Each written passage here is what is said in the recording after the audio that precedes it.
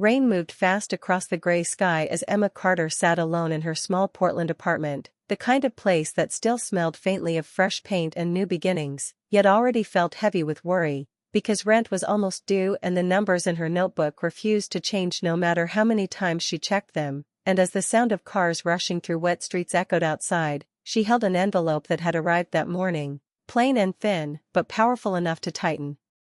her chest, reminding her that starting over was never as simple as packing boxes and changing cities, especially when the job she thought would last had cut her hours and the savings she once trusted were slowly disappearing. And while she stared at the envelope, memories drifted in without warning, late-night talks with her ex, promises that faded quietly, the choice to leave not because of anger but because staying had begun to hurt more than walking away, and now here she was, trying to stand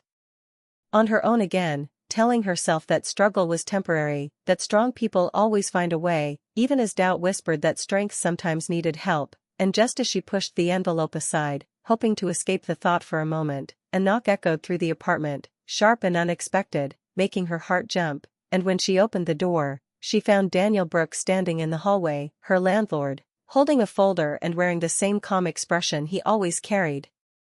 The kind that felt steady, not cold, and though they had only exchanged polite words before, Emma noticed how carefully he stood there, giving space, never crossing the invisible line that made a tenant feel small, and when he spoke, his voice was gentle but serious, saying her name like it mattered, and he explained that he needed to talk about the rent, which made her stomach drop even before she could respond, because she already knew what the conversation was supposed to be: an apology, an explanation, maybe a request for time she wasn't sure she deserved. But then Daniel surprised her by pausing, as if choosing his words with care, and saying that he understood life didn't always move in straight lines, that he knew people didn't miss payments because they wanted to, and instead of asking for excuses, he said he had been thinking about a possible solution, something unusual, something that might help them both, and that single sentence changed the air between them, turning fear into confusion, because no landlord had ever spoken to her like that before. And as he suggested they talk downstairs in his office where it was quieter, Emma followed him with cautious steps, noticing how the building felt different when seen from behind the scenes, less like a temporary shelter and more like a place shaped by effort and responsibility. And when they sat across from each other, Daniel explained that he had recently inherited a small cafe property in Vancouver, a place filled with memories and unfinished plans, and while he spoke, Emma could hear both hope and hesitation in his voice, as if he wasn't fully sure he should even be sharing this, and he told her that reopening the cafe meant more than money to him, that it was about honoring someone he loved and rebuilding something meaningful, but he admitted that he was overwhelmed and short on time, and then he said the words that made Emma look up in disbelief, that her background in marketing and design could help him prepare the cafe for reopening, and that if she was willing to assist, remotely at first, he would delay the rent, no pressure. No hidden terms, everything clear and written, and Emma felt a rush of emotions collide inside her: relief, suspicion, gratitude, fear, because the offer sounded too kind for a world that had recently taught her to expect less, and she searched his face for signs of expectation or control but found none, only patience, and though part of her wanted to say yes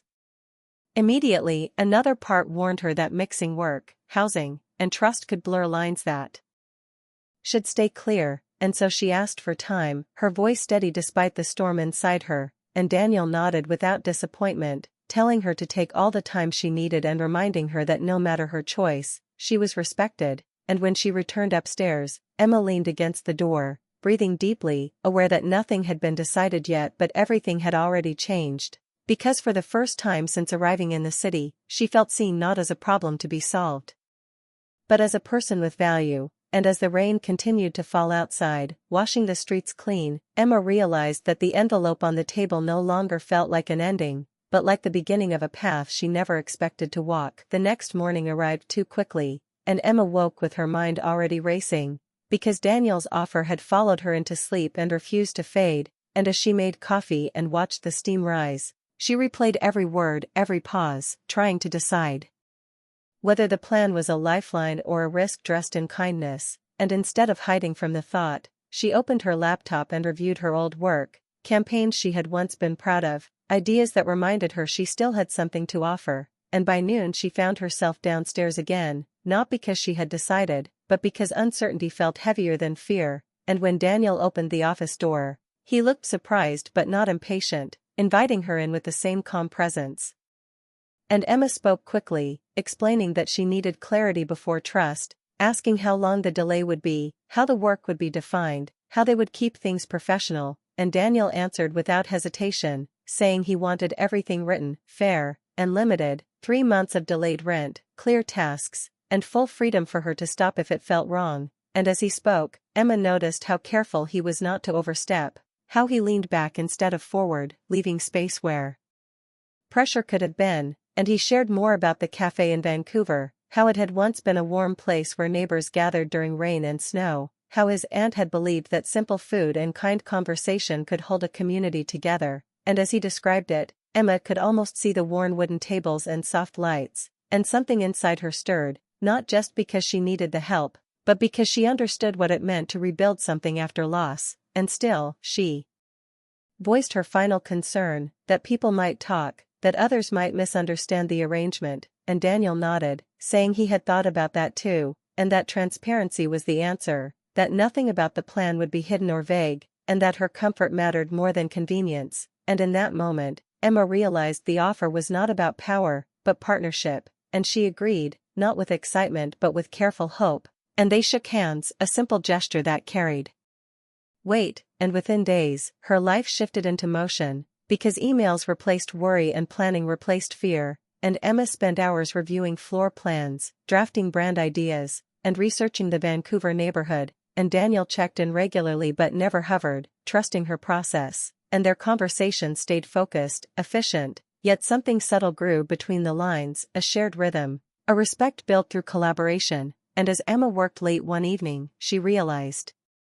she had not checked the calendar in days, had not counted down to rent, because the pressure had lifted enough for her to breathe, and still, she remained cautious, reminding herself that gratitude should not turn into dependence, and when Daniel suggested a video call to review progress, she agreed, seeing his face on the screen not as her landlord, but as someone equally invested, and as they talked through ideas, small moments slipped in, a smile when a concept worked, a pause when a memory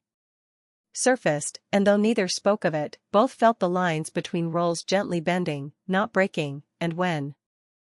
the call ended, Emma leaned back in her chair, aware that the plan was working, but also aware that something else had begun, something quiet and unplanned, and she promised herself she would stay grounded, because opportunity could turn into trouble if not handled with care. Yet for the first time since her move, Emma felt more than survival, she felt purpose, and as the city lights flickered on outside her window, she understood that the unbelievable plan was no longer just an idea, but a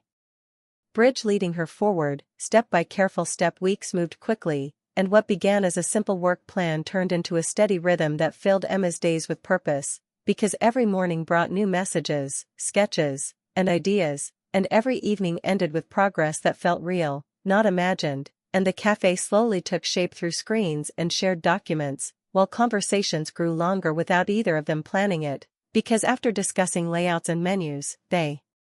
sometimes drifted into stories about childhood, quiet regrets, and the strange weight of starting over in adulthood, and Emma learned that Daniel had once planned a very different life, one that ended when loss taught him how fragile certainty could be, and Daniel learned that Emma had always been the dependable one, the person others leaned on, even when she herself felt unsure. And though they never crossed lines or spoke words that could complicate things, the space between their sentences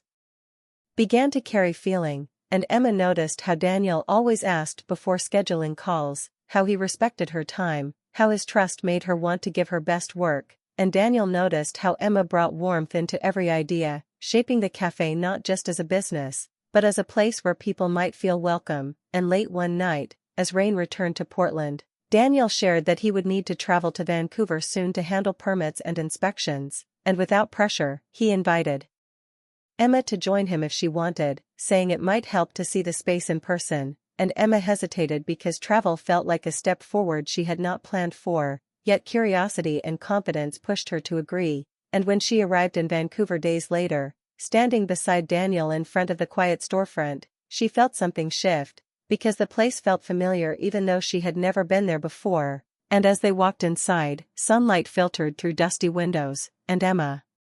could imagine the finished space clearly, the tables filled, the walls alive, and Daniel watched her as she spoke, realizing how deeply she had connected to the dream, and for a moment, they stood in silence, close but careful, aware of something unspoken, and when their hands brushed by accident, the contact was brief yet powerful, enough to make Emma's breath catch and Daniel step back gently, choosing restraint over impulse, and they spent the rest of the day working side by side, focused,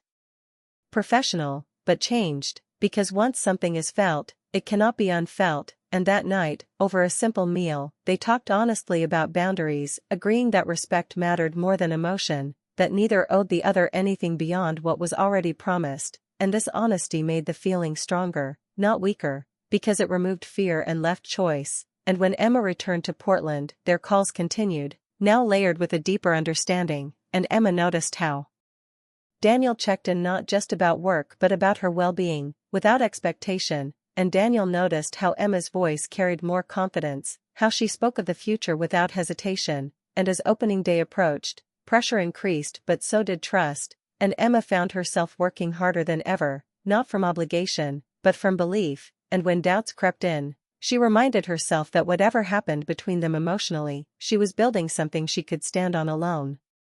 And Daniel, too, wrestled quietly with his feelings, reminding himself that kindness should never become leverage.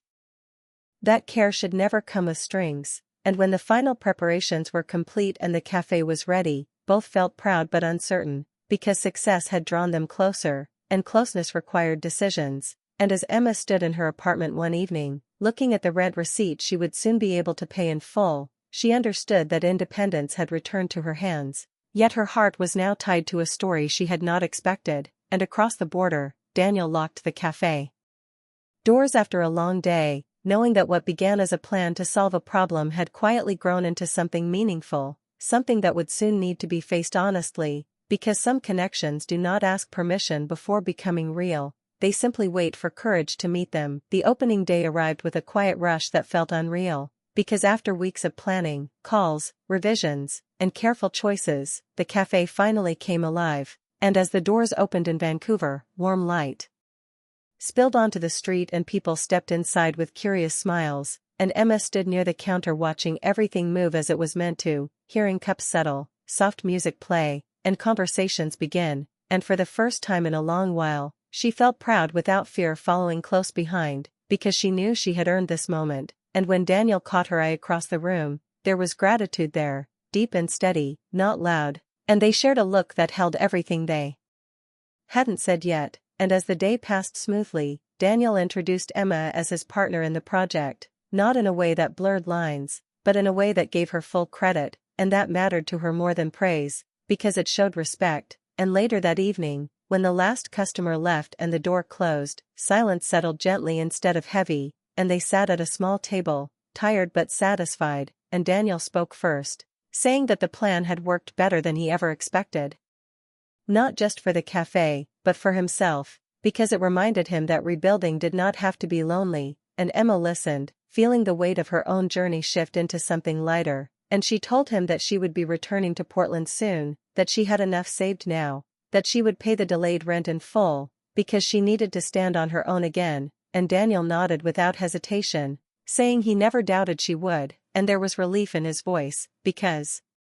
independence mattered to him too, and when Emma returned home days later, she paid the rent, placed the receipt in her drawer, and felt a calm she had not known in months, because nothing was hanging over her anymore, and the plan was complete, yet the connection remained, unspoken but present, and weeks passed with lighter calls, fewer meetings, but steady contact, until one evening Daniel asked if she would join him for dinner, not as a landlord, not as a project partner, but simply as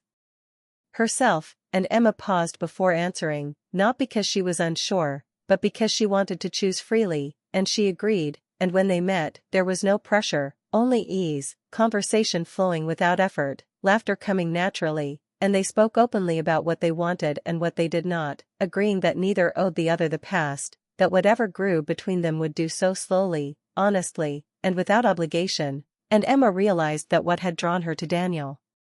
was not the help he offered, but the way he gave it without control, and Daniel realized that what he admired in Emma was not her talent alone, but her courage to rebuild without losing herself, and as the night ended, they parted without promises, only intention, and over time, intention became consistency, consistency became trust, and trust became something real, and the cafe continued to thrive. Emma found new work opportunities, and Daniel found balance again, and sometimes Emma would think back to the rain, the envelope, the fear, and she would smile, because what once felt like a breaking point had quietly become a turning point, and she understood that unbelievable plans do not always arrive to save you, sometimes they arrive to remind you of your worth, and that love, when built on respect and choice, does not rescue, it walks beside you, steady and true.